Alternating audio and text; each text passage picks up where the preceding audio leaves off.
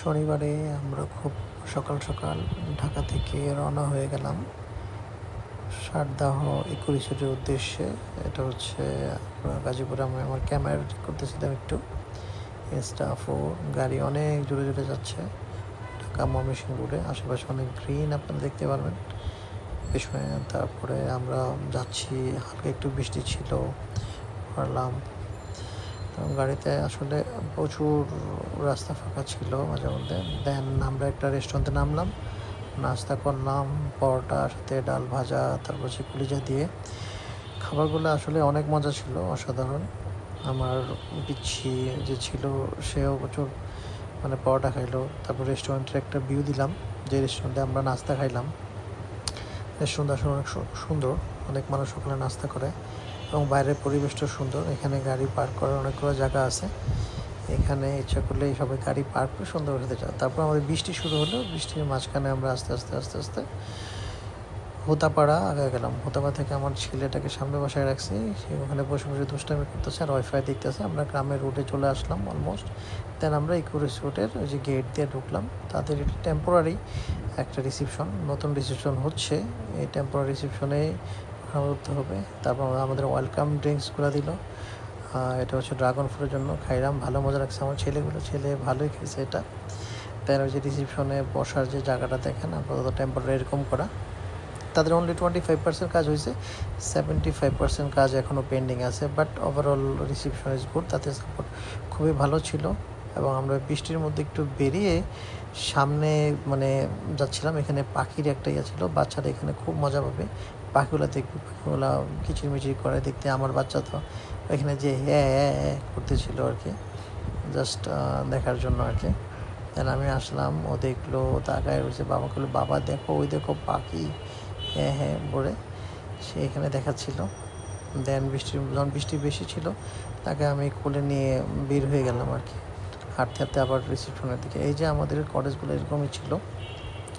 যাওয়ার পথে আমাদের এই যে কটেজ আপনি দেখেন এরকম সুন্দর, ভিতরের পরিবেশ আসলে অনেক সুন্দর। না দেখলে কেউ বুঝতে পারা যাবে না যে আসলে এখানে কী করছে। আমার রুমের একটা আউটলুক দেখা যায় যে আমরা রুমে ঢুকলাম, বিশাল বড় একটা রুম, অলমোস্ট অনেক বড়, বিশাল। আর বারান্দার কথা না বললেও আনবিলিভেবল, একটা রুমের মতো একটা বারান্দার সামনে লেক, প্রচুর কিছু দেখার খুব সুন্দর জায়গা, এবং বসে এখানে এনজয় করার মতো সব কিছু। তারপরে রুমের ভিডিওটা করলো আমার বউ, ভিডিওটা করে আমাকে লাগাই দিল। দেন আমরা একটু গেলাম ছবি তুলতে। আমার বউ বললো আমাকে একটু ভিডিও করে দিতে, দেন আমাকে কিছু ভিডিও করে দিল সে, ভিডিও করলাম। আকাশ মেঘলা ছিল, দেখতে খুব ভালোই লাগতেছিল আসলে এখানে প্রকৃতির মাঝে। তারপরে ওখানে লেকের পাড়ে বসে দুষ্টামি করলাম সবাই, দুষ্টামি করে করে দেখলাম পরিবেশ, বসলাম। আমার ছেলে আসলো, দেন আমরা গেলাম সুইমিং পুলে। সুইমিং পুল যদি বলি, এটা বাংলাদেশের সবচেয়ে বড় সুইমিং পুল, আনবিলিভেবল। পুরোটা সুইমিং পুল মনে হচ্ছে আমি নিয়েছি ভাড়া, এতই মজা ছিল। ডুবি করে একদম অনেক বড়, এটা আনবিলিভেবল। আপনারা 50-100 জন একসাথে সুইমিং করতে পারেন। আর আমার বউ আমাকে এগুলো বিড়িগুলো করে দিচ্ছে এখান থেকে বসে। দেন আমি সাঁতরালাম অনেকক্ষণ। দেন আমরা চলে আসলাম আমাদের দুপুরে লাঞ্চ করার জন্য, লাঞ্চের রেস্টুরেন্টে। আমার ছেলেটা দুষ্টামি করতেছিল এখানে বসে বসে, সে খাবার আমরা অর্ডার দিলাম, অনেকগুলোই খাবার অর্ডার দিয়েছি।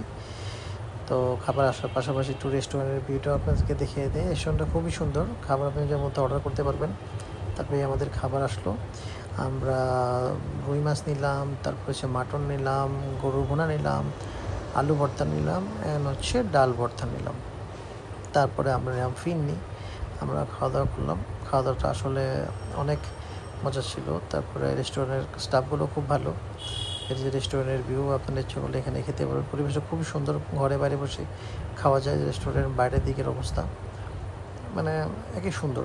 দেন আমার ওয়াইফ আমার বাচ্চাকে জাস্ট খাওয়ানোর জন্য কিছু মিষ্টি এবং ওটা খাওয়া যাবে। রেস্টুরেন্টের বাইরে একটা জায়গা আছে যেখানে আপনারা দেখবেন ওই যেরকম একটা পানির ফোয়ার আছে, এখানে অনেক সুন্দর সুন্দর মাছ আছে যেগুলো আপনারা দেখতে পারবেন। তো দেখলে ভালো লাগবে, এটার পরিবেশটা আসলে অন্যরকম। অল্প টাকা একদিনের জন্য হলেও শালদহ যেতে পারে।